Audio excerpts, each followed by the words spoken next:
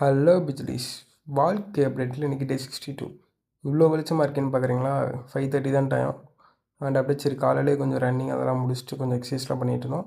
And அப்படியே காலேஜுக்கு time ஆகிடுச்சு. ஸோ வீட்டுக்கு வந்துட்டு ட்ரெஸ்ஸை இஸ்திரி போட ஆரம்பிச்சிட்டோம். அண்ட் அப்படியே இஸ்திரி போட்டு முடிச்சுட்டு அப்படியே ஃபிட் செக் பார்த்தோம்.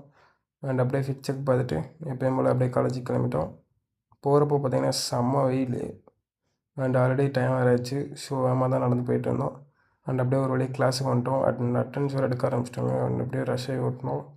அண்ட் அப்படியே உட்காந்துட்டு கொஞ்சம் எழுதுகிற வேலை இருந்துச்சு, முடிச்சுட்டு வெட்டியாக தான் உட்காந்துருந்தோம்.